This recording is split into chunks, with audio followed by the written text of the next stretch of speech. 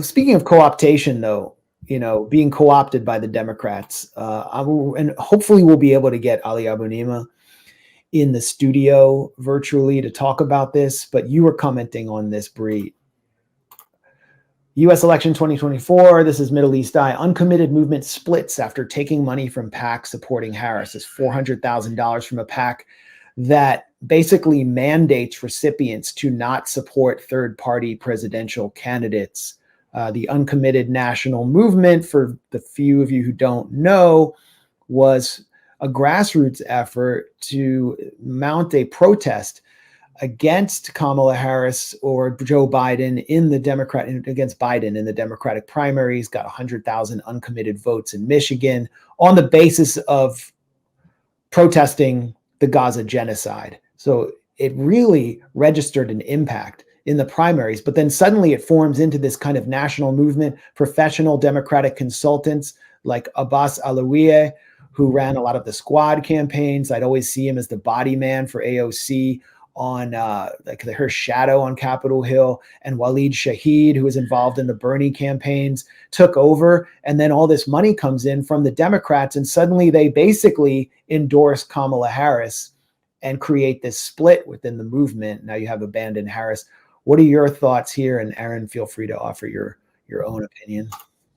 Yeah, look, as I understand it, this is a developing story. I've had people DM me saying that they were inside the movement and that basically the initial reporting is true, that they feel very betrayed by the realization that the organization was foreclosed basically after taking the money from ever making an alternative endorsement other than Kamala Harris. Other people have tweeted that they were never going to make any kind of endorsement, that it wasn't the money that was precluding them, but their own statement, which they then deleted and then revised, seemed to admit as much. So I am open to hearing more. I don't know if Aaron knows any more details that have emerged over the course of the last, few hours or so. But I think that the fundamental point is this: the impression that wasn't in any way rebutted was that Uncommitted was an organization that had could deliver votes if certain conditions were met. And that was lobbying to use that leverage to influence Kamala Harris's politics toward Israel. The recognition that the worst they could do is not affirmatively endorse her dramatically cuts into how much leverage they actually had. And that does feel like a betrayal for a lot of people, especially when you look at the enormous volume of money that was involved in that bargain. I agree that they are, worthy of criticism because they undermine their own leverage. The whole point of being uncommitted is that you're not going to commit for the candidate unless they meet your demands. And obviously they failed on that.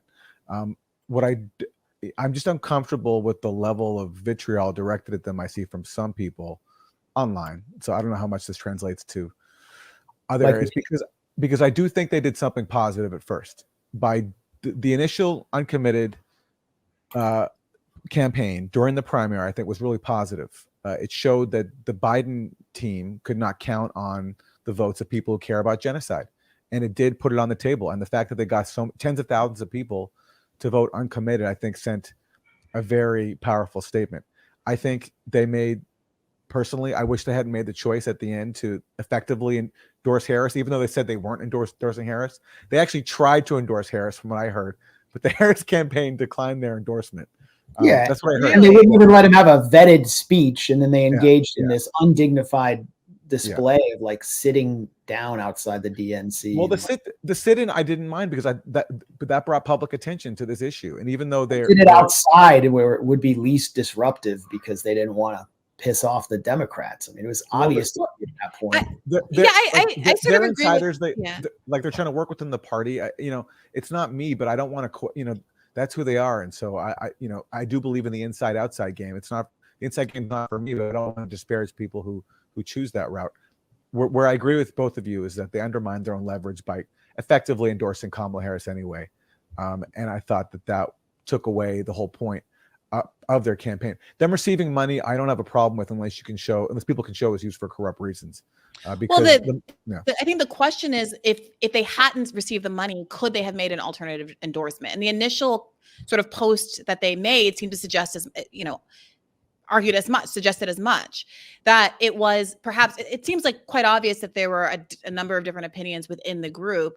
Some people from Uncommitted obviously fractured off and went to abandon Biden and abandon Harris. So it's difficult to paint them all with a broad brush, but it does, I think, raise the question of what Uncommitted might have been or what it might have turned into under the name Uncommitted that was getting so much publicity if it had had more flexibility to make different kinds of political moves. Like, how much was the splintering a consequence of the organization having these commitments that were as a consequence of having taken the Democratic PAC funding? Okay, well, their counter argument there is that the PAC that they got the money from has given money to groups that do endorse third parties, like, for example, CARE, the Council on American Islamic Relations. They endorse third parties? That's what Uncommitted claims. CARE is like in the tank for the Democrats. Like, they were, I mean, they're, yeah. Yeah, I don't know about that. CARE praised John McCain after he died. Like, CARE is, not going to align with the third parties. And then you have the Abandon Harris campaign, partly because the mainline Muslim groups are trying to get in the tank for the Democrats. So it's like a coalition of Muslims who actually want to meaningfully protest the Gaza genocide, and the Greens and Shama Savant.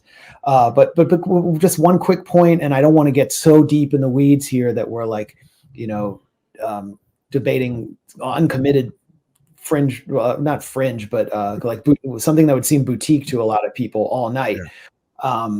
But the Uncommitted movement members, the grassroots members, are the ones who are outraged about this. They're the ones who are like bringing the pain to the national movement online and sharing photos of one of the leads on a luxury vacation on the Amalfi Coast right now, spreading. There's whispers about Waleed Shahid getting a White House job, possibly.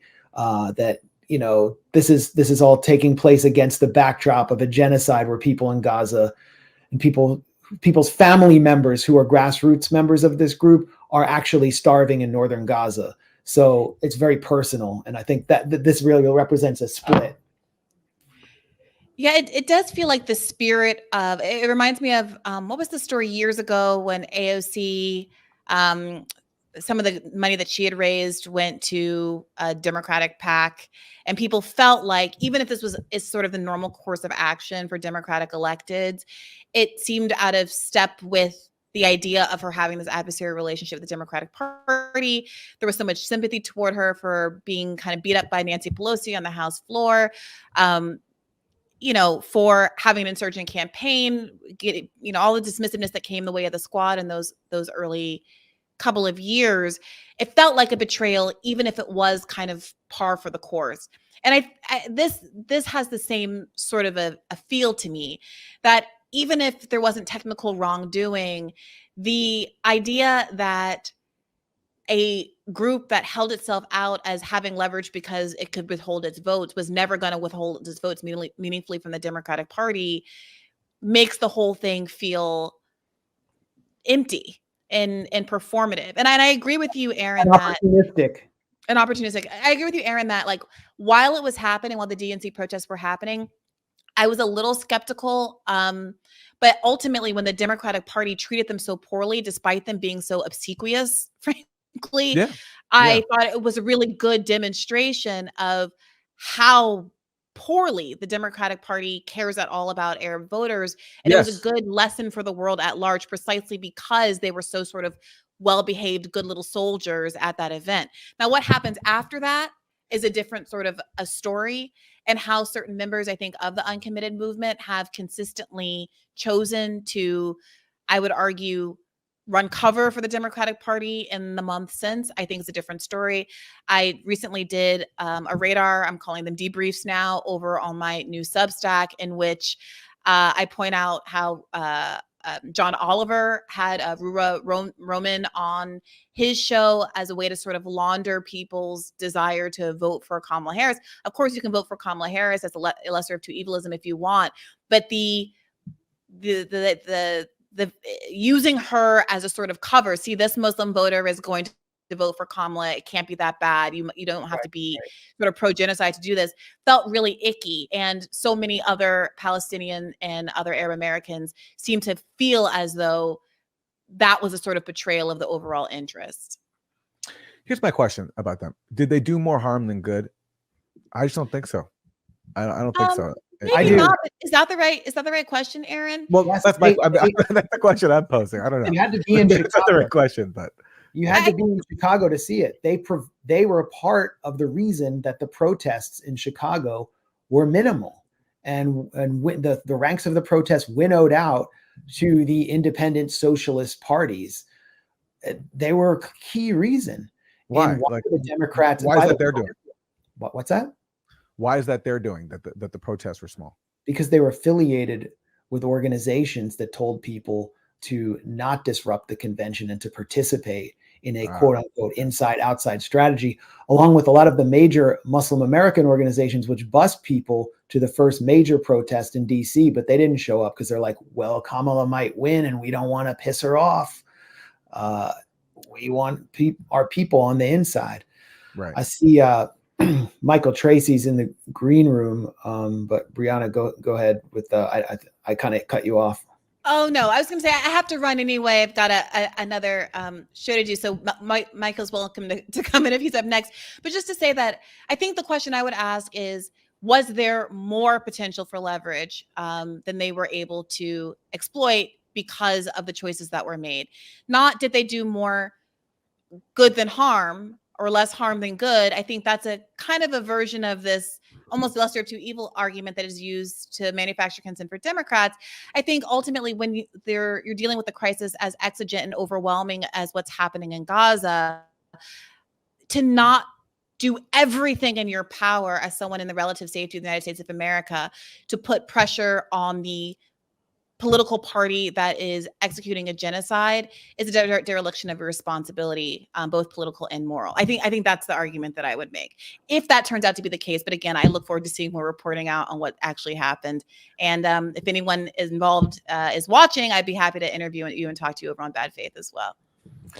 Well, Bree, we really appreciate you taking the time to join us. This is a big get for us, as they say. So thank you.